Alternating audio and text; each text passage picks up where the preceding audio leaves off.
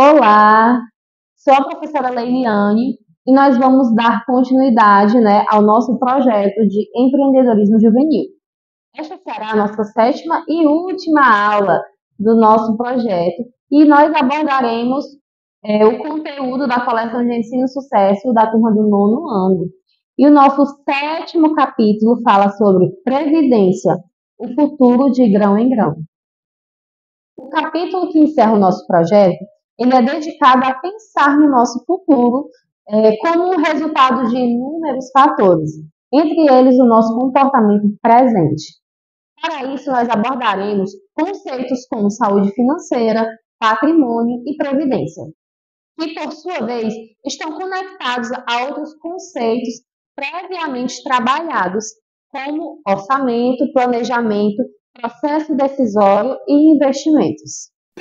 Assim, seguimos pensando no futuro e buscando meios de minimizar os riscos que corremos, ao mesmo tempo que traçamos alternativas para eventuais escolhas mal-sucedidas ou contingências. Por isso, temos de ser previdentes, ou seja, precavidos, capazes de nos antecipar a situações adversas. Tomamos vacinas para evitar doenças graves e de difícil controle. Olhamos a previsão do tempo para evitarmos sair agasalhados no calor ou desprevenidos no temporal. Para nossa reflexão, nós iremos trabalhar um exemplo de licença médica. Isso porque o adoecimento é uma experiência comum entre todos nós. A professora Joana ficará um tempo sem trabalhar. É que ela acabou de fazer uma cirurgia e está de licença do trabalho para se recuperar. Se a professora obtém seu sustento por meio do seu trabalho, como fará para se manter nos meses em que estará afastada da escola? Ela continuará recebendo uma remuneração chamada benefício, que é paga porque a professora contribui regularmente com uma quantia para uma instituição. Essa instituição, quando o trabalhador precisa se afastar de suas atividades por um período mais longo, garante-lhe um benefício. Isso acontece porque nós temos um sistema de seguridade social aqui no Brasil, que obedece a regulamentações específicas para garantir tanto aos trabalhadores empregados, como também os autônomos e empregadores, um mínimo de segurança, não só quando imprevistos acontecem, como o problema que motivou a cirurgia da professora Joana, mas também quando nós envelhecemos e precisamos parar de trabalhar, que é a nossa famosa aposentadoria. Nós vamos entender a partir de agora o que é a Previdência e qual é a sua importância para o nosso futuro, próximo ou distante. Pensar no futuro, próximo ou distante. Quando pensamos em nosso futuro, seja próximo ou mais distante, é natural que haja aquela dúvida sobre os meios para se manter. De preferência, ter uma vida segura e confortável. E sim, essa preocupação é legítima. Precisamos chegar à idade adulta e envelhecer mantendo, além da saúde do corpo, a saúde financeira em dia. Mas será que isso significa ser rico ou acumular muitos bens? Por incrível que pareça, podem existir pessoas muito abastadas que não possuem boa saúde financeira. Isso porque essa questão envolve não só o volume de dinheiro e bens, mas, sobretudo, nosso comportamento diante dele. Saúde financeira diz respeito à possibilidade de garantir os meios necessários a uma vida segura e confortável de uma forma continuada ao longo do tempo. Uma pessoa com uma boa saúde financeira consegue honrar seus compromissos e obrigações, garantir o necessário para a sua vida, realizar alguns sonhos e projetos e está prevenido para emergências ou imprevistos. Por isso dizemos que existem pessoas com renda muito alta que não possuem uma boa saúde financeira, pois gastam descontroladamente e não constituem reservas, além de ter um comportamento de risco diante do dinheiro. Por isso, saúde financeira não é apenas sobre o quanto se ganha, mas sobre como se aplica. Então, o que é saúde financeira? É a possibilidade de garantir os meios necessários a uma vida segura e confortável, de forma continuada ao longo do tempo, ainda que haja imprevistos ou situações de redução ou cessação de renda. Quando nós falamos em saúde financeira, nós destacamos um elemento importante, o patrimônio. Patrimônio é tudo aquilo que uma pessoa possui, né? Uma pessoa ou uma família possui, que inclui todos os seus bens, ou suas reservas e também os seus investimentos, entre outros bens, entre outras coisas. A RICO, uma pessoa com maior patrimônio, tende a apresentar melhor saúde financeira, pois, em caso de perda de emprego ou de outra fonte de renda, seu patrimônio pode ser utilizado para gerar renda. Por outro lado, quando uma pessoa se endivida bastante, ela corre o risco de reduzir ou até mesmo perder seu patrimônio. Pessoas com elevado patrimônio possuem necessariamente boa saúde financeira? Por quê? Não. Pessoas com elevado patrimônio tendem a ter uma melhor saúde financeira, porque em situações adversas elas podem contar com seu patrimônio para se manter, mas se elas forem indisciplinadas, podem contrair dívidas a ponto de gastarem seu patrimônio. Porque um bom patrimônio está atrelado a uma boa saúde financeira. Porque, diante de uma situação de perda de emprego ou outra fonte de renda, a pessoa que dispõe de um patrimônio pode utilizá-lo para gerar renda. Outro ponto importante é a chamada reserva de emergência, que trata-se de uma quantia que deve estar guardada para situações imprevistas que extrapolem o seu orçamento. Uma boa maneira de constituir essa emergência é a conta poupança, que inclusive nós já falamos a respeito no capítulo anterior. E que é uma modalidade de investimento que você pode sacar a qualquer momento. E imprevistos, eles não avisam quando vão chegar, não é verdade? O que é uma reserva de emergência? É uma quantia que deve estar guardada para situações imprevistas que extrapolem o orçamento da pessoa ou família e que esteja disponível para ser sacada em qualquer momento. Para além das reservas de emergência, também precisamos contar com reservas a longo prazo.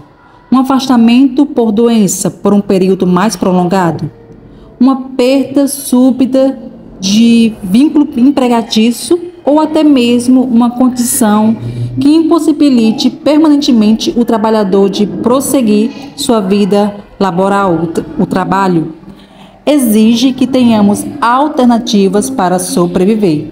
É para isso que existe a Previdência Social. A Previdência Social funciona como um seguro, mensalmente.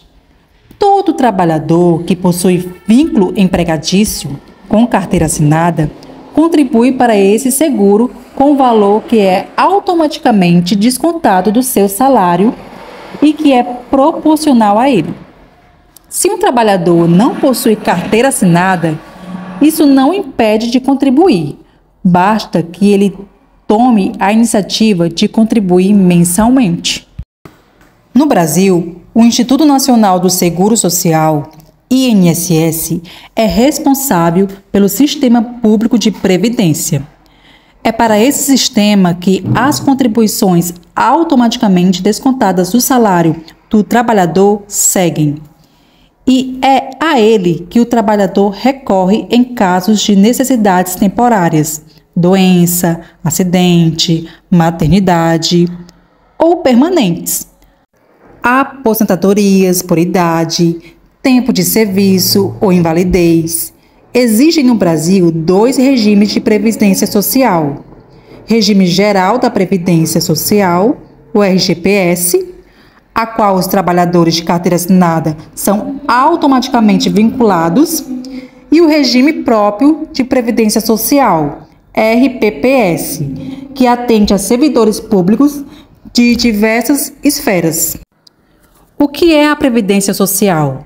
É uma espécie de seguro que o trabalhador ativo paga mensalmente e que garante uma renda em casos de impossibilidade temporária ou permanente de trabalhar.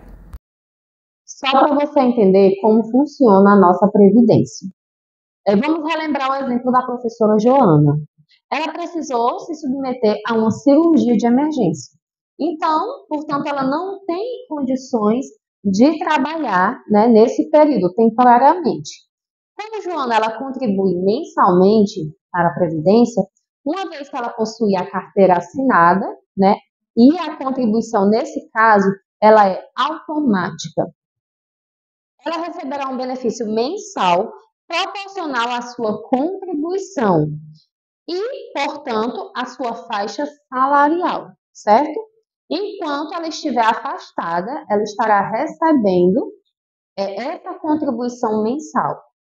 Caso a sua condição de saúde a impedisse de voltar a trabalhar definitivamente, ela seria aposentada e passaria a receber o seu benefício mesmo sem trabalhar. Você deve estar se perguntando: e de onde esse instituto tira o dinheiro suficiente para pagar a essas pessoas que precisam de benefício? Da nossa contribuição, claro, mas o mecanismo não é tão simples. Segundo dados de 2019 do Instituto Brasileiro de Geografia e Estatística, o IBGE, o quantitativo de idosos no Brasil foi de 32,9 milhões, pois o envelhecimento da população brasileira vem se mantendo e o número de pessoas com mais de 60 anos já é superior ao de crianças com até 9 anos de idade. Isso é muito bom, pois significa que nossa expectativa de vida está aumentando. Contudo, as famílias também estão se tornando menores, com menos filhos por lá. Isso significa que, a médio e longo prazos, podemos ter um problema nessa equação. Agora vamos pensar o seguinte: os contribuintes podem ser divididos em ativos, aqueles que estão trabalhando e contribuindo, e inativos, aqueles que vivem da contribuição que outrora ofertaram. Se muitas pessoas estão envelhecendo e temos cada vez menos adultos, que normalmente são os ativos, os que contribuem, podemos ter pouco dinheiro para muitos que requisitam benefício. Isso porque o valor que os ativos recolhem financia o benefício dos inativos. E quando os ativos de hoje atingirem a inatividade, terão seu benefício financiado pelos ativos do futuro. Mas, se há poucos filhos por lá, é bem provável que no futuro tenhamos mais inativos que ativos, e essa conta pode não fechar. Simplificando, qual é a diferença entre contribuinte ativo e inativo? O contribuinte ativo está trabalhando e, com isso, contribuindo para a Previdência, enquanto o inativo já encerrou suas atividades e vive das contribuições da Previdência.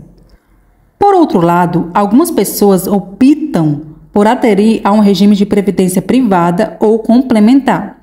Nessa modalidade, o trabalhador recorre a uma instituição financeira e escolhe um plano que tenha o valor a contribuir, o tempo de contribuição, a forma de recebimento, as garantias, entre outras condições.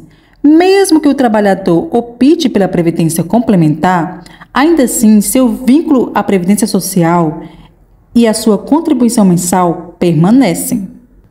A previdência social é importante para garantirmos nossa seguridade quando chegarmos ao momento de encerrar nossas atividades laborais, ou seja, a aposentadoria. algo previsto na vida de todos os trabalhadores. Porém, existem situações imprevisíveis em que o trabalhador também precisa contar com uma seguridade. Quais seriam esses imprevistos? A perda súbita de vínculo empregatício, um afastamento por doença em um período mais prolongado ou até mesmo uma doença ou acidente que impeça permanentemente que o trabalhador prossiga sua vida laboral.